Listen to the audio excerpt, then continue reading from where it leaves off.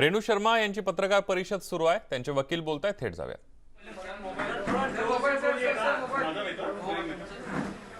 Sir, आज आपको police station बुलाया गया था स्टेटमेंट रिकॉर्ड करने के लिए, लेकिन आप गए नहीं, क्या वजह थी? सबसे बड़ी वजह ये थी कि मेरे को पर्सनल कल शाम को 7:30 बजे से लेकर के अभी तक लगभग 200 कॉल धमकी के आ चुके हैं और मेरे को लोगों का फ़ोन उठाना भी मुश्किल हो गया है, क्योंकि हर 2 मिनट में मुझे धमकी का कॉल आ रहा था। अभी मैं नई मुंबई में रहता हूँ, वहाँ के पुलिस कमिश्नर से मैंने टाइम लिया और वहाँ पे जाके मैंने आज कंप्लेंट की। ये देखिए, अभी भी मैं फ़ोन इसलिए बंद रखा हूँ कि हर 2 मिनट मुझे धमकी के कॉल आ रहे हैं। तो सबसे पहले जब मेरी जान सुरक्षित रहेगी तब मैं मेरे क्लाइंट का केस लड़ सकता हूँ।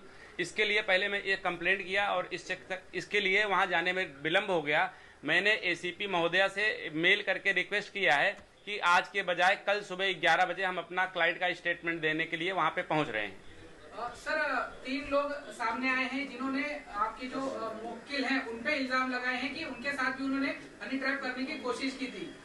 कृष्णा हेगड़े, मनीष धुरी, क्या कहना चाहेंगे? इसके बारे में मैंने जब ये मीडिया पर ट्रोल हो रहा था और मैंने आज सुबह जब मेरे क्लाइंट से इस बारे में बात किया तो क्लाइंट ने बताया कि ये जो आरोप लगाए गए हैं ये सरासर गलत हैं और उसका जवाब एक्चुअली देने के लिए आज मेरी क्लाइंट यहाँ पे उपस्थित होने वाली थी, लेकिन कुछ लीगल ड्राफ्टिंग के कारण वो टाउन में फंस गई हैं और उसका उपयुक्त जवाब कल आपको 11 बजे जब वो एसीबी ऑफिस जाएंगे तो दी जाएंगी। लेकिन मैं इतना कहना चाहता हूँ कि वो सारे के सारे आरोप गलत और निराधार हैं। वो आरोप इसलिए लगाए जा रहे हैं कि चूंकि उन्होंने जो केस किया है उस केस में उनकी छवि खराब किया जाए और उस केस से उनका ध्यान भटकाया जाए, इसी के मद्देनजर केस किया गया है। और उसका चूंकि वो पर्सनल वो उनका इश्यू है तो उसका जवाब कल आपके सामने वो जरूर देंगी। सर, रिजवान शेख नाम के व्यक्ति पे कुछ महीनों पहले एफआईआर दर्ज हुई थी जिसमें कंप्लेनर आपकी मुवक्किल थी और वो एफआईआर भी हनी ट्रैप या इसी को लेकर दर्ज हुई, ऐसा आरोप लगाया जा रहा है। इसके पहले मैं और क्लेरिफाई कर देना चाहता हूं कि जो आरोप मेरे को मैं पढ़ा उसमें लिखा गया है कि हमसे कांटेक्ट करके हमको हनी ट्रैप करने वाली थी, ना तो कोई हनी ट्रैप हुआ है। अगर उनका एलिगेशन एज इट इज मान ले तो भी गलत है, लेकिन ये पूरी की पूरी गलत आरोप है। रह गया जो अभी आपने रिजवान के बारे में पूछा, उसके बारे में जब मैंने मेरे क्लाइंट से पूछा तो मेरे क्लाइंट ने बताया कि उनको स्टॉकिंग करता था, इसके लिए उन्होंने एफआईआर लॉन्च किया और जब एफआईआर लॉन्च हुआ तो रिजवान नाम का व्यक्ति बेरोजगार अनएम्प्लॉयड था। जो व्यक्ति अनएम्प्लॉयड है उससे एक्सटॉर्शन कोई कैसे कर सकता है जो जिसकी खुद की नौकरी नहीं है? तो इससे साबित होता है कि ये जो सारे आरोप लगाए जा रहे हैं ये सिर्फ और सिर्फ इमेज खराब करने के लिए और मूल केस से ध्यान को भटकाने के लिए किए जा रहे हैं। सर, आपने भी आरोप लगाया गया है। सर, आपने भी एक आरोप लगाया गया है, उसके बारे में क्या कहना चाहेंगे? अभी एक नहीं हो सकता और आरोप लगाया जाए। इसी केस की तरह मैंने सन 2018 में किसी लीडर ने किसी आम व्यक्ति का फ्लैट हड़प लिया था, उसका केस देख रहा था और जैसे मुझको अभी धमकी मिल रही है उससे उस समय भी धमकी मिल रही थी कि उस केस से हट जाओ। और जब हमारे उस क्लाइंट के ऊपर भी पहले मोलेस्टेशन लगाया गया, फिर एट्रोसिटीज लगाया गया, फिर पोस्को लगाया गया। उस केस में जब उसका मैं एंटीसिपेटरी केस फाइल किया तो मुझे धमकी आई कि आप हट जाओ। जब मैं नहीं हटा तो मेरे ऊपर भी झूठा आरोप लगा करके केस किया गया और केस वो निराधार है और उसका डिस्चार्ज एप्लीकेशन डाला गया है। सर, लेकिन इतने लोग जो सामने आ रहे हैं निकल के, इनके खिलाफ इससे पहले आपके मुवक्किल ने शिकायत क्यों नहीं की?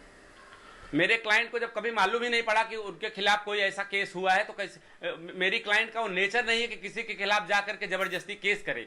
अब जब अभी भी जो ये केस आए हुए हैं अभी तक सिर्फ मीडिया के माध्यम से आए हुए हैं।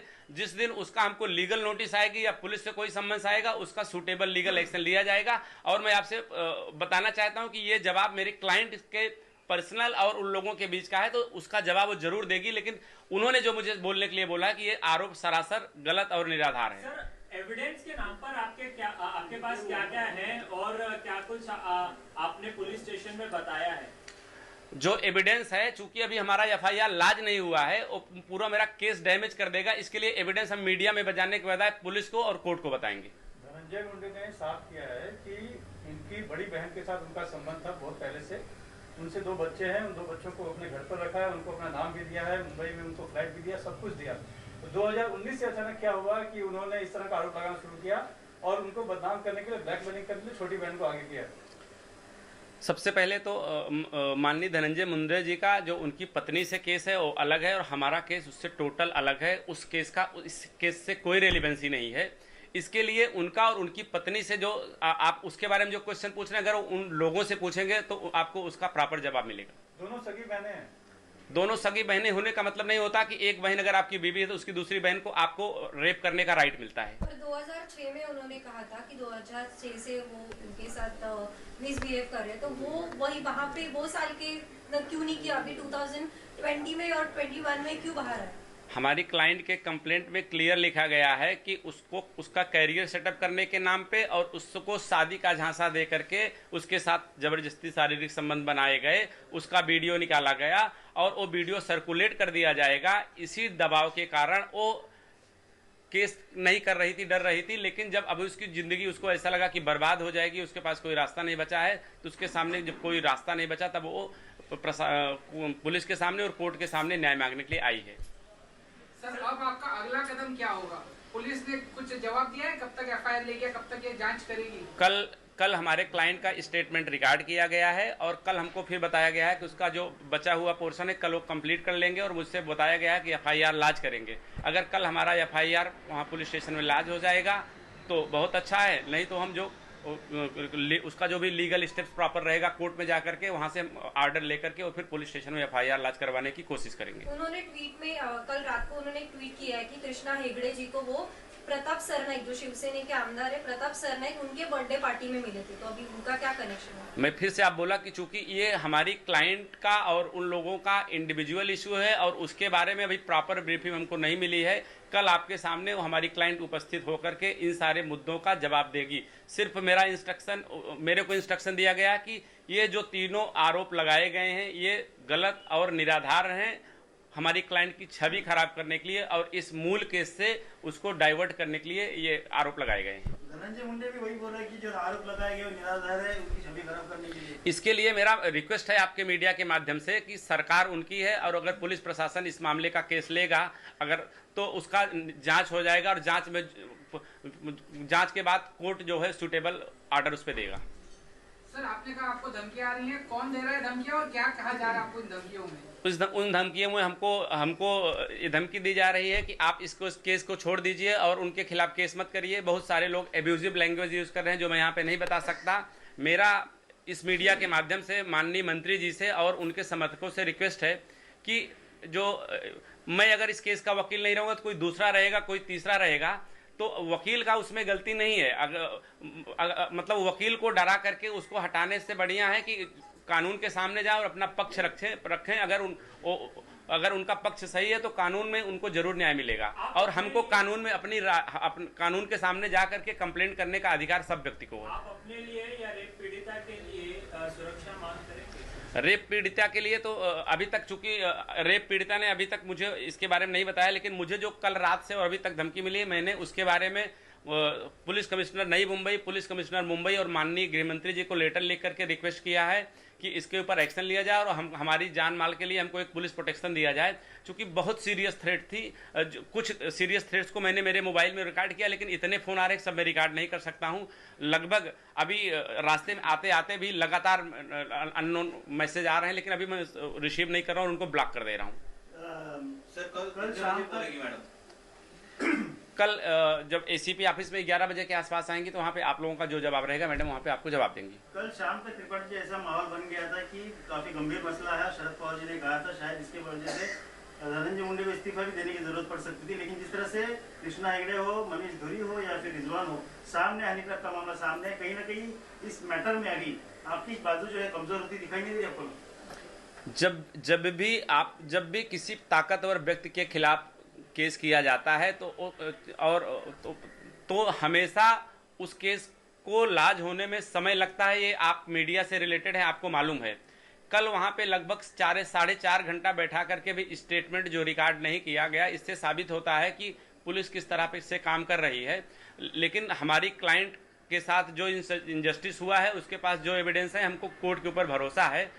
मीडिया में क्या खबर आ रही है उससे मुझे मतलब नहीं है, लेकिन हमारे क्लाइंट के साथ जो इनजस्टिस हुआ है उसके लिए हम पुलिस स्टेशन में जाएंगे, कोर्ट में जाएंगे और हम न्याय की गुहार करेंगे। धनंजय मुंडे ने कहा कि हाई कोर्ट में मामला था, वो इंजेक्शन उन्होंने लाया हुआ है।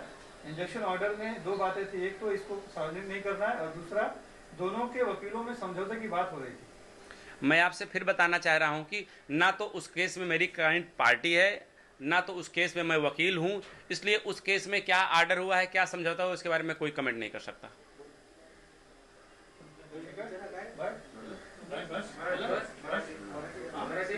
हो सांगा। सर, आज तुम्हाला स्टेटमेंट रेकॉर्ड नाही करता आलं, काय नेमकं झालं होतं, काय परिस्थितीने तुम्हाला स्टेटमेंट रेकॉर्ड नाही करता हो सॉरी, हे विचारलं त्यासाठी आलं? कुठल्या परिस्थितीमुळे तुम्हाला स्टेटमेंट रेकॉर्ड नाही करता? काल रात्रीपासून मला लगातार लोकांचे अननोन अज्ञात लोकांचे फोन येऊन मला जान मारायची धमकी येत आहेत। त्यामुळे मी आज सकाळी 10 वाजता Navi Mumbai police commissioner ऑफिसकडे phone करून अप्रोच केला आणि माझ्या कंप्लेंट करायसाठी तिथे गेलो। त्यामुळे आज आणि मी माझ्या क्लायंट तिथे जाऊ शकलो नाही। त्यामुळे मी ACP ऑफिसला मेल करून रिक्वेस्ट केला आहे की उद्या सकाळी 11 वाजता मी येऊन तिथे स्टेटमेंट देऊन आणि माझी क्लायंट कारवाई करायला तयार आहेत। तर त्यासाठी आज तिथे मी उभे राहू शकला नाही।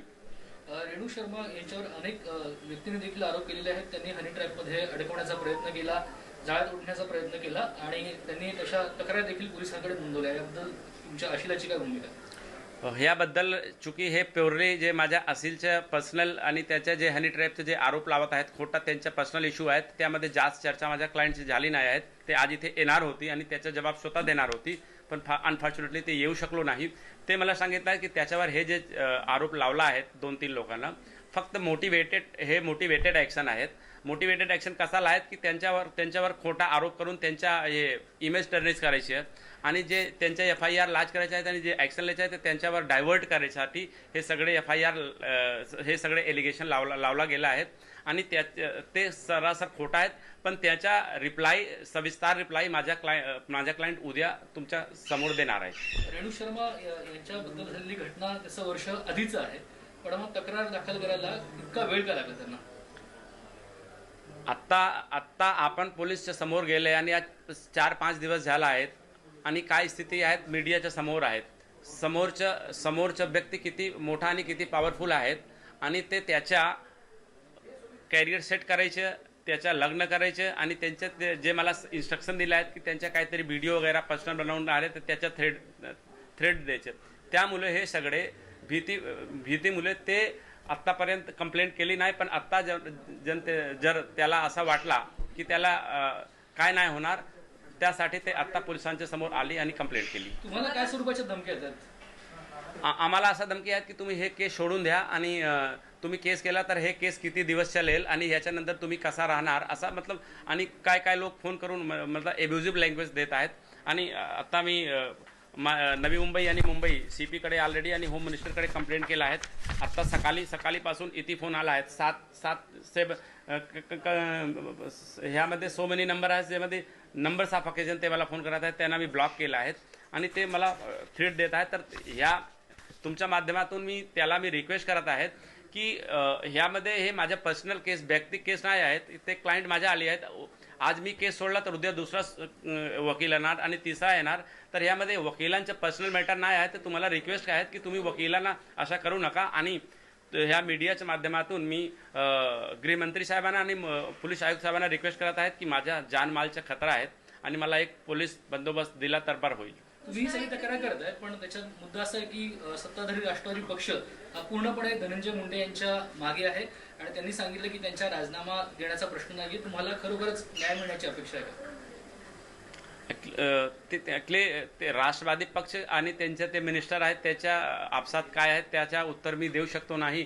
पण मला फक्त रिक्वेस्ट हेच आहे त्या सरकारला की एकदा कंप्लेनेंट पोलीस स्टेशनला गेली तर त्याच्या कंप्लेंट घ्यायला पाहिजे, FIR व्हायला पाहिजे आणि एकदा आपला पोलीस त्यामध्ये व्हेरीफाय करणार की कंप्लेंट खरी आहेत की खोटी आहेत, पण त्याला संधी तर भेटला पाहिजे। ह्यासाठी सरकारला माझ्या रिक्वेस्ट आहेत की लवकरच लवकर पोलीस स्टेशनला डायरेक्शन द्या की त्याच्या FIR ला आणि ह्याचा इन्व्हेस्टिगेशन चालू करा। तुम्हाला धमक्या येतात तसं रेणू शर्मा यांना धमकी येते का? त्याबद्दल आतापर्यंत ते मला सांगितलं नाही आहेत। मॉर्निंग पासून त्यांची आणि माझी आता भेट झाली नाही आहेत, ते भेटल्यानंतर मला सांगितलं तर मी तुम्हाला उद्या सांगणार। तुमच्यावर पण काही आरोप झालेले आहेत, ते पूर्वीच्या काही गोष्टी आहेत की तुमच्यावर पण आपण बघतोय रेणू शर्मा यांच्या वकिलांना जीवे मारण्याच्या धमक्या येत असल्याचं त्यांनी आता पत्रकारांसमोर सांगितलेलं आहे आणि या सगळ्यामध्ये आपल्याला आपण तक्रार सुद्धा नोंदवल्याचं त्यांनी पत्रकारांशी संवाद साधताना सांगितलं। यानंतर बुलेटिनमध्ये इथंच थांबूया। ताज्या बातम्यांसाठी पहा फक्त न्यूज